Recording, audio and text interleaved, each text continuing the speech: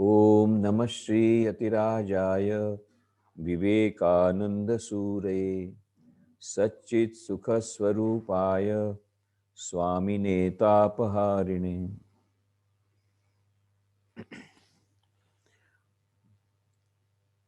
Dear and revered Swami Nirantaranand ji, other monks and brahmacharis of Ramakrishna Mission Jammu, dear young friends, प्यारे मित्रों, राष्ट्रीय युवा दिन के उपलक्ष्य में स्वामी विवेकानंद जी के आधुनिक युवा वर्ग के लिए क्या संदेश है, उसके बारे में हम चर्चा करेंगे।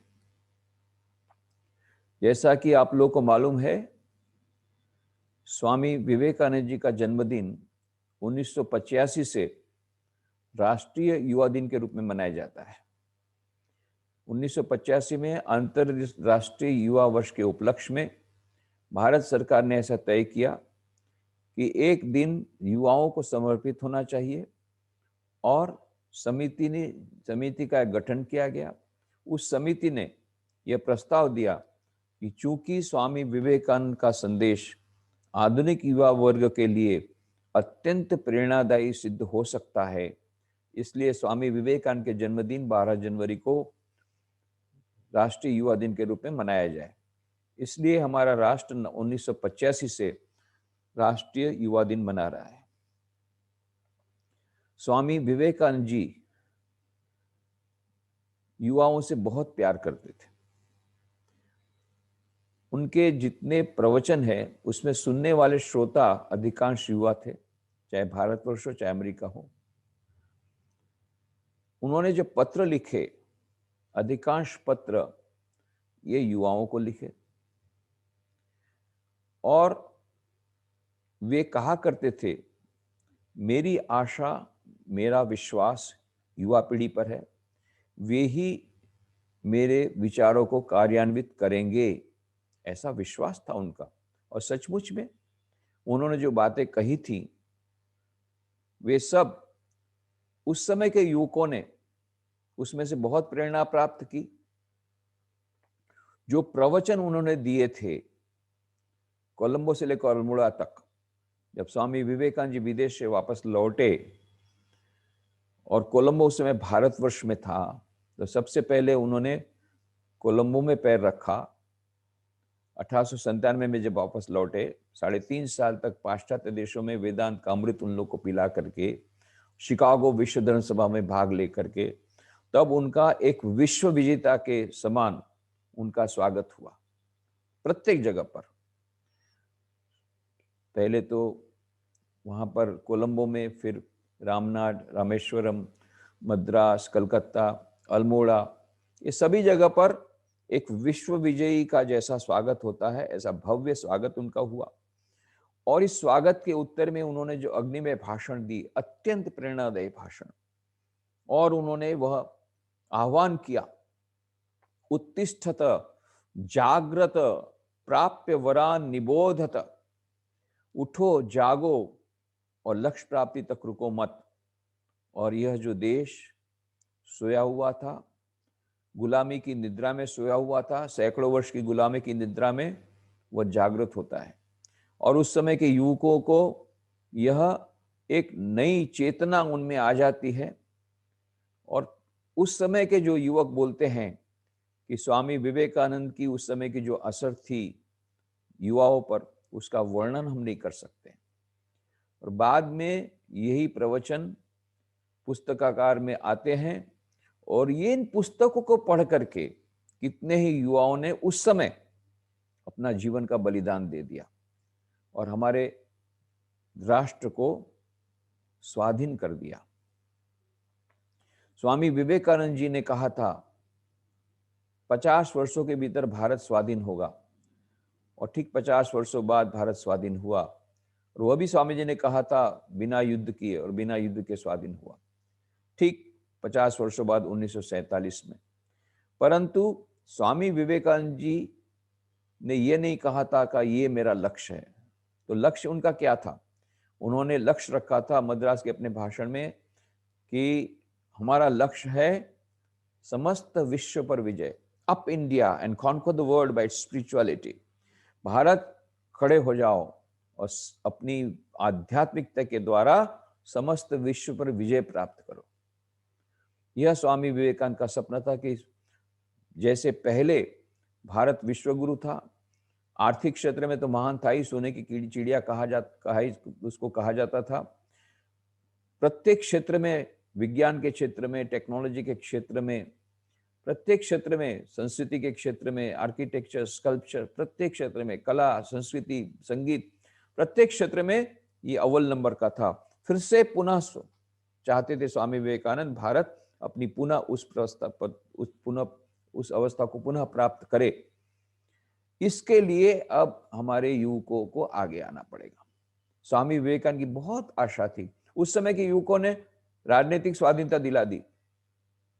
एक लड़का विद्यार्थी पढ़ रहा था 9वीं कक्षा में कटक के हाई स्कूल में, उसके हाथ में स्वामी विवेकानंद की पुस्तक आई, उसे इतना प्रभावित हुआ कि उसने सारा जीवन बलिदान कर दिया। बाद में उसका नाम हुआ नेताजी सुभाष चंद्र बोस। महात्मा गांधी जब आए थे बेलूर मठ में, 30 जनवरी 1921 की बात है, सबने कहा गांधी जी भाषण दीजिए। गांधी जी ने कहा मैं भाषण देने नहीं आया, मैं तो उस महामानव स्वामी विवेकानंद के चरणों में अपनी श्रद्धांजलि देने आया हूँ। तो जब इस स्थान पर आए हो, महान स्थान पर, तो खाली हाथ वापस मत लौटना, यहाँ की कुछ प्रेरणा अपने हृदय में लेकर के जाना। और फिर गांधी जी ने कहा स्वामी विवेकानंद के ग्रंथों का अध्ययन करना। मैंने स्वयं स्वामी विवेकानंद के ग्रंथों का अध्ययन किया है और उनको पढ़ने के बाद मेरे में जो देशभक्ति थी वो 1000 गुना बढ़ गई। डॉक्टर राधाकृष्णन कहते हैं कि हम लोग जब अपने मित्रों को पत्र लिखते थे तो उसमें स्वामी विवेकानंद के पत्रों को उद्धृत कर देते थे, क्योंकि यदि पत्रों की उनकी जो किताब थी पत्रावली बंगला में जो थी, वो पत्रावली या लेटर्स ऑफ विवेकानंद इंग्लिश में, इसका जब आदान प्रदान होता था तो सीआईडी डिपार्टमेंट पीछे लग जाता था। यहाँ तक कि इंटेलिजेंस डिपार्टमेंट ने ब्रिटिश गवर्नमेंट को प्रोस्क्राइब करने के लिए, पत्रावली नाम की किताब को प्रोस्क्राइब करने के लिए कि उस पर उसको बंद कर दी जाए, उस पाबंदी लगाने के लिए ब्रिटिश गवर्नमेंट को सिफारिश की थी। क्यों? उन्होंने कहा था कि हम जहां भी जाते हैं क्रांतिकारियों के यहाँ, तो कभी बॉम्ब मिलते हैं, कभी नहीं मिलते हैं, पर ये स्वामी विवेकानंद की पुस्तकें तो अवश्य मिलती हैं। तो इसलिए स्वामी विवेकानंद की पुस्तकें डेंजरस मानी जाती थी। तो डॉक्टर राधाकृष्णन कहते हैं हम अपने पत्रों में स्वामी विवेकानंद के पत्रों को उद्धृत करके स्वामी विवेकानंद के विचारों के आदान प्रदान करते थे। अभी तो आप लोग को ये सब करने की आवश्यकता नहीं है। आप यदि स्वामी विवेकानंद की किताबें पढ़ेंगे तो उल्टे सब लोग खुश होंगे, कोई सीआईडी डिपार्टमेंट आपके पीछे आने वाले नहीं है। ये स्वामी विवेकानंद के किताबों का इतना प्रभाव था। डॉक्टर राधाकृष्णन, पंडित जवाहरलाल नेहरू, चक्रवर्ती राजगोपालाचार्य, श्री अरविंदो, नेताजी सुभाष चंद्र बोस, ये सभी स्वामी विवेकानंद की पुस्तकों से प्रभावित होकर के उन्होंने अपना जीवन समर्पित कर दिया भारत माता की सेवा में, और फिर हमको स्वाधीनता दिलाई। तो स्वामी विवेकानंद का एक सपना तो पूरा हो गया, पर स्वामी विवेकानंद का दूसरा सपना भी पूर्ण होना बाकी है। वह है विश्व गुरु बनेगा। भारत विश्व गुरु कब बनेगा? जब भारत विकसित भारत बनेगा, भारत का पुनर्निर्माण होगा। तो भारत का पुनर्निर्माण कब होगा? भारत का पुनर्निर्माण तभी हो सकता है जब भारत के निवासियों का चरित्र निर्माण होगा। जब तक कि मनुष्य का चरित्र निर्माण नहीं होगा तब तक देश का पुनर्निर्माण नहीं होगा। डॉक्टर एपीजे अब्दुल कलाम को हम लोगों ने बुलाया था, 12 जनवरी 2006 की बात है, वो भी राष्ट्रीय युवा दिन था। पोरबंदर में आए थे, Vivekananda institute of value education culture का उद्घाटन किया, और बाद में उन्होंने प्रश्न के उत्तर में जब प्रश्नोत्तरी हुई, पहले तो उन्होंने बताया कि इस प्रकार से जमशेदजी टाटा को उन्होंने इंडियन इंस्टीट्यूट ऑफ साइंस प्रारंभ करने की प्रेरणा दी। जब जहाज में एक साथ जा रहे थे जापान से शिकागो तक, ये जापान से वैंकूवर तक, वो सब बातें उन्होंने कही। और बाद में उन्होंने प्रश्न को उत्तर दिया तो एक विद्यार्थी खड़ा हो गया, सर इतना सारा भ्रष्टाचार है तो आपका उसके प्रति, उसके लिए आपका क्या उत्तर है? तब उन्होंने कहा, डॉक्टर एपीजे अब्दुल कलाम जी ने कहा, उन्होंने क्या किया, स्वामी विवेकानंद की एक पुस्तक हाथ में लेकर के कहा, उसमें से पढ़ के सुनाया, no number of parliament acts can make a nation good, can make a nation great. संसद के कितने भी कानूनों के द्वारा भारत किसी भी देश को महान नहीं बनाया जा सकता या अच्छा नहीं बनाया जा सकता। Then what can make a nation good and what can make a nation great. तो फिर कौन बना सकता है? फिर से उन्होंने स्वामी विवेकानंद की किताबों को पढ़ करके बताया, only a large number of good enlightened citizen can make a nation good, can make a nation great. जब हमारे देश के अधिकांश लोग प्रबुद्ध नागरिक बनेंगे, अच्छे नागरिक बनेंगे, तब हमारा देश अच्छा होगा, तब हमारा देश महान होगा। और फिर उन्होंने ये भी कहा, and the government can not produce good people. अरे सरकार अच्छे मनुष्य नहीं बना सकते, कौन बना सकते हैं? माता पिता और शिक्षक, ये बना सकते हैं। तो आज हमारे एजुकेशन की, वैल्यू एजुकेशन की बहुत आवश्यकता है, मूल्यनिष्ठ शिक्षा की आवश्यकता है, ऐसी शिक्षा जो मनुष्य निर्माण करे। What we want is man making education, character building education. मनुष्य निर्माणकारी शिक्षा चाहिए, चरित्र निर्माण वाली शिक्षा चाहिए। ये स्वामी विवेकानंद ने कहा था। ये विचार उनके आज बहुत ही अधिक आवश्यक हैं और प्रासंगिक हैं। और इसीलिए यदि हम अपने देश का पुनर्निर्माण करना चाहते हैं, यदि हम स्वामी विवेकानंद के सपनों को पूर्ण करना चाहते हैं, तो देश के युवकों को पहले अपना चरित्र निर्माण करना पड़ेगा। जब तक हमारे देशवासियों का, हमारे युवकों का चरित्र निर्माण नहीं होगा, तब तक हमारे देश का पुनर्निर्माण नहीं होगा। तो चरित्र निर्माण कैसे होगा? अत्यंत संक्षेप में मैं कहूं तो सर्वांगी व्यक्तित्व विकास करना होगा। सर्वांगी व्यक्तित्व विकास मतलब होता है शारीरिक विकास, मानसिक विकास, बौद्धिक विकास, नैतिक विकास और आध्यात्मिक विकास। और ये कैसे मिलेंगे? उसके लिए 5 वस्तुओं की आवश्यकता है, 5 गुणों की आवश्यकता है। ये 5 कौन है? ये पंचशील क्या है? युवाओं के लिए पंचशील क्या है? आत्मविश्वास, आत्मनिर्भरता, आत्मज्ञान, आत्मसंयम और आत्मत्याग। ये पांचों जब हमारे जीवन में आएंगे और हम इस प्रकार से पांचों को ला करके जब सर्वांगीण व्यक्तित्व विकास करेंगे हमारे युवा वर्ग, तो ये ऐसे चरित्रवान युवकों के द्वारा वो लोग जब सेवा में लग जाएंगे और स्वामी विवेकानंद के संदेश को याद रखेंगे। स्वामी विवेकानंद ने कहा था, अभी तक हमने तुम लोगों ने मंत्र सुने थे क्या? मातृदेवो भव, पितृदेवो भव, आचार्य देवो भव, अतिथि देवो भव। मैं तुम्हें कुछ नए मंत्र देता हूं जो आज के युग के लिए ज्यादा महत्व के हैं। वो क्या है? दरिद्र देवो भव, रोगी देवो भव। दरिद्र नारायण की सेवा करो, रोगी नारायण की सेवा करो। हमारे युवा वर्ग को अपने चरित्र का निर्माण करना होगा और साथ साथ में देश की सेवा में लग जाना होगा जितना हो सके। ऐसा कोई आवश्यक नहीं है कि बहुत बड़ी संस्था आप बनाए। आपके इंडिविजुअली, व्यक्तिगत रूप से जितनी सेवा हो सके इतना करना प्रारंभ करो। फिर धीरे धीरे एकजुट होकर के भी किया जा सकता है। एक गांव में छोटी सी समिति का निर्माण किया जा सकता है। हम लोगों ने वहां रांची में, बिहार में, उस समय बिहार था, अभी झारखंड में हो गया, 74 हम लोगों ने विवेकानंद सेवा संघ बनाए। ये सब जो ट्राइबल्स हैं, ये युवक लोग आए वहां पर ट्रेनिंग में, रांची में दिव्यांग कृषि विज्ञान केंद्र में, अपने अपने गांव में गए। उनको ये प्रेरणा मिली स्वामी विवेकानंद के विचारों से कि हमको देश के लिए कुछ करना है, समाज के लिए कुछ करना, अपने गांव के लिए कुछ करना है।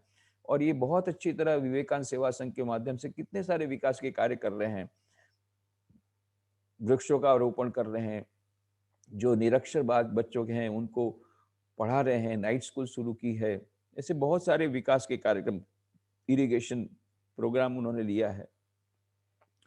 साइंटिफिक एग्रीकल्चर और हॉर्टिकल्चर, ये सब उन्होंने अपनाया है, दूसरों को बताते हैं। ऐसे बहुत सारे कार्यक्रम, ऑडियो विजुअल, अच्छी अच्छी फिल्में बताना, ज्ञानवर्धक फिल्में बताना, ऐसे बहुत सारे कार्यक्रम उन्होंने लिए। ये तो मैं एक उदाहरण दे रहा हूँ। इस प्रकार से हम अपनी अपनी जगह पर जहाँ हैं वहाँ से रह करके व्यक्तिगत रूप से थोड़ी सी भी सेवा करें और साथ साथ में अपने चरित्र का निर्माण करें और स्वामी विवेकानंद के मंत्र को याद रखें कि arise, awake and stop not till the goal is reached.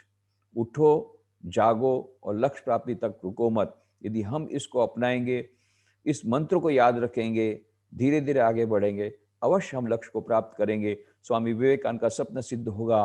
चरित्र निर्माण द्वारा राष्ट्र निर्माण और राष्ट्र निर्माण द्वारा विश्व निर्माण का स्वामी विवेकानंद का सपना सिद्ध होगा, अवश्य सिद्ध होगा। हमारा पूर्ण विश्वास है। स्वामी विवेकानंद के चरणों में हम प्रार्थना करते हैं, उनके आशीर्वाद हम सब पर बरसें और उनकी पुस्तकों को पढ़ करके, उसको आत्मसात करके हम उनके स्वप्न को पूर्ण करने के लिए अग्रसर हों। और यह उनका स्वप्न जब पूर्ण होगा, चरित्र निर्माण के द्वारा राष्ट्र निर्माण, विश्व, उसके द्वारा विश्व निर्माण, सारे विश्व में शांति आएगी, सारे विश्व का कल्याण होगा। इस विश्व के कल्याण की प्रार्थना करते हुए हम यहाँ पर समापन करते हैं। ओम शांति शांति शांति। हरि ओम तत्सत।